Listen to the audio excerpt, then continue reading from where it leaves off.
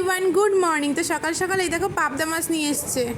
পদ যদি রান্না করতে যাই তাহলে ব্লগ করবো কখন বলো তো? এই দেখো আজকে হয়েছে কাঁঠালের আটি দিয়ে চিংড়ি মাছের মাথা দিয়ে আর কি বানিয়ে আর কি। তো আর করেছি হচ্ছে এই যে পাবদা মাছ দিয়ে কচুরমুখী দিয়ে তরকারি, আলু দিইনি। এখানে আছে এই যে শুক্তো। ভাত নিয়ে বসে পড়লাম, চিংড়ি মাছের মাথা বাটা, শুক্তো, পাবদা মাছ দিয়ে কচুরমুখী দিয়ে। পাবদা মাছ নিয়েছি অর্ধেকটাই, দেখো ডিম ভর্তি মাছ। তো চলো খেয়ে নিই। হ্যালো এভরিওয়ান, কেমন আছো তোমরা সবাই? আশা করছি ভালো আছো। তো এখন হচ্ছে দুপুর 4টে মতন বাজে। তো খাওয়া দাওয়া কমপ্লিট করেছি। তো শুক্তো রান্না করেছিলাম কালকে। এখন যাব হচ্ছে দিদার বাড়ি। দাদু হচ্ছে ওই মামার বাড়িতে রয়েছে। আমার মামার বাড়ি হচ্ছে চাকদা, মানে মামা আর কি পরে জমি কিনে তারপর ওখানটায় বাড়ি করেছে পার্সোনাল। তো সেখানে মামা মামি থাকে। তো মামা চাকরি সূত্রে থাকে হচ্ছে ব্যাঙ্গালোর, আর মামার 2 ছেলেও থাকে হচ্ছে ব্যাঙ্গালোর, পড়াশোনা করে। আর মামি এখানে হচ্ছে ঘোড়াঘাটা হেলথ সেন্টারের ম্যাডাম। তো মামি গেছে হচ্ছে ওই ভাইদের ওখানে, মামাদের ওখানে। তো চাকদার বাড়িতে পাহারা দেওয়ার জন্য একজন লাগবে। তো দাদু রয়েছে ওখানটায়। দাদু 3-4 দিন পর পর একদিন আসছে, মনে হয় 12-13 দিন থাকবো হয়তো মামি। তো দিদা দেখি কি করছে, একা একা বাজারঘাট তো কে করে দেবে দিদাকে? দিদা তো নিজেই নড়তে পারে না, তারপর বাজারঘাট কি করবে? তো আমি যাই দেখি, আমি যা যা রান্না করেছিলাম তো সেই সমস্ত সব নিয়ে যাব। তো যদি একটু খাই তো খাবে, আর না হলে রাত্রেবেলা খাবে, যা হোক হবে। তো আইনের বাবাকে ফোন করেছিলাম, আইনের বাবা আসবে, ওই জন্য মানে তারপরে আর কি গুছিয়ে গেছি, নিয়ে যাব।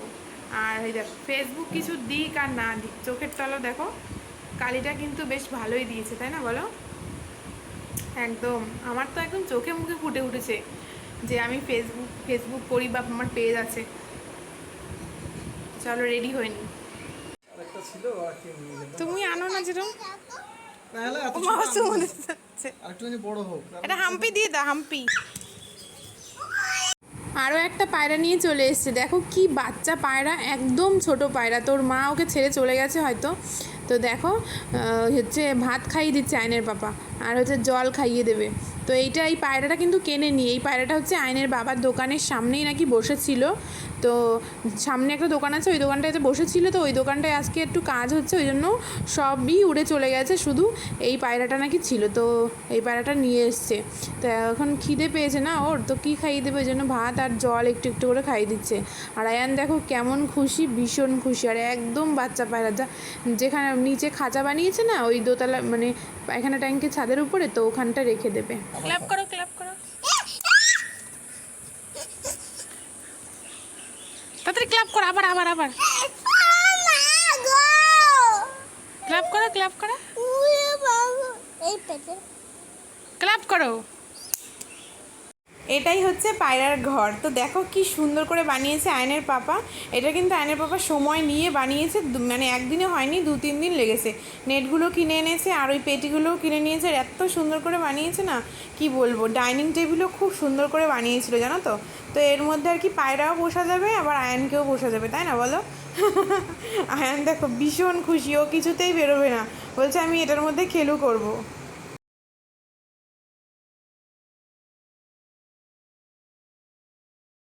এখান দিয়ে যখনই যাই তখনই না পুরনো স্মৃতি খুব মনে পড়ে। কেন বলো তো? এখানটাই আমাদের আগে বাড়ি ছিল, কিন্তু ওই যে আমার মার আর কি রোগের কারণে এখান থেকে আমরা চলে যাই হচ্ছে চাঁদপাড়া, কারণ আমার বাবার ঠাকুরনগরে ফুলের ব্যবসা ছিল। আর তোমরা তো জানোই ক্যান্সার কত মানে বড় রোগ। তো বাবা যাতে মার্কেটটাও সামলাতে পারে আর মাকেও দেখতে পারে, ওই জন্য আর কি আমরা ওখানে চলে গেছিলাম। কিন্তু দুঃখের বিষয় হচ্ছে মাকে তো কেউই বাঁচাতে পারলাম না। তো যদি বাঁচাতে পারতাম তাহলে কোনো কষ্ট মনে হতো না। তো আমাদেরও আগে হাই রোডের পাশেই মানে কি সিলিন্ডার দরে ছিল। এখনও যেখানে বাড়ি সেখানে হচ্ছে পুরো স্টেশনের কাছে বাড়ি, একদম পপারে বাড়ি। তো কোনো অসুবিধা নেই, একদম ট্রেন ধরতে কোনো অসুবিধা নেই। ট্রেন মানে বনগাঁ থেকে ছাড়লো তখন আমরা আর কি বাড়ির থেকে বেরোলেও ট্রেনটা পেয়ে যাই, এমন একটা ব্যাপার। কিন্তু ওই যে দুঃখের বিষয় মাকে আর বাঁচাতে পারলাম না। সারা জীবন মনে একটা দাগ থেকে যাবে, ঠিক আছে? যে মানে যার মা নেই সেই জানে যে কতটা কষ্ট হয়। তো দিদা মনে হচ্ছে যে বাড়িতে নেই, কারণ দিদা বেশিরভাগ টাইম বাড়িতে থাকে না, যখন দাদু না থাকে সারা পাড়া টই টই করে ঘুরে বেড়ায়।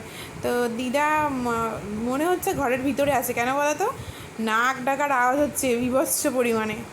রান্নাঘরটা আবার দেখো খোলা। আয়নের বাবা এর আগেও এসছে, তো টুকিটাকি জিনিস নিয়ে আসে, তো এসে দেখে যে রান্নাঘর খোলা কিন্তু এই ঘরে তালা মারা। তো কী করে বলো তো, রান্নাঘরে সমস্ত কিছু রেখে দিয়ে চলে যায়, পরে দাদু ফোন করে আর কি। তো আমি এখন আর দাঁড়িয়ে থেকে কি করব, দিদা কিছুতেই আর কি সাড়া নিচ্ছে না। তো এই যেগুলো সমস্ত এনেছিলাম তরকারি ভাত, তো এইগুলো আর কি সব ফ্রিজে রেখে দিলাম বাটিতে করে। তারপরে ওই যে জায়গাগুলো খালি করে নিলাম আর কি, আমরা তো এক্ষুনি বেরিয়ে পড়বো, আয়নের পাপা আবার দোকানে যাবে, ওই জন্যই আর কি। তো এই দেখো, ফ্রিজ চুরি করে নিয়ে গেলেও বা অন্য কিছু চুরি করে নিয়ে গেলেও ঠিক পাবে না। অবশেষে আয়নের বাবা হচ্ছে পাটখাটি দিয়ে জানলা দিয়ে খোঁচা দিল, তারপরে দিদা হুড়মুড় করে উঠে আসলো। তো দিদা এই কুলারটা না চালাতে পারছিল না, গরমে পুরো অস্থির হয়ে গেছে। দিদার প্রচণ্ড পরিমাণে হাই প্রেশার আছে। তো দেখো দিদা ব্লাউজ ক্লাউজ সব খুলে ফেলেছে গরমে।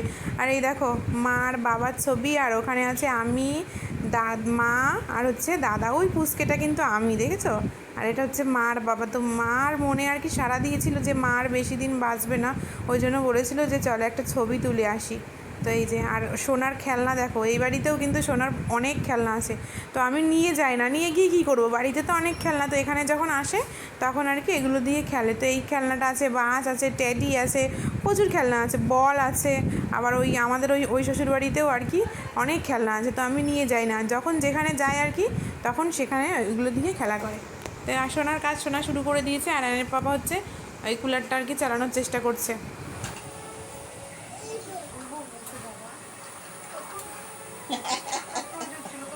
আমরা এখন বাড়ির দিকে রওনা দিচ্ছি, আর গাড়িতে তেল শেষ হয়ে গেছে, তেল নিয়ে নিল, তারপরে যে আইসক্রিম নিয়ে সোজা বাড়িতে চলে আসলাম। আর সোনা একটা যে ফ্রুটি কিনে নিল।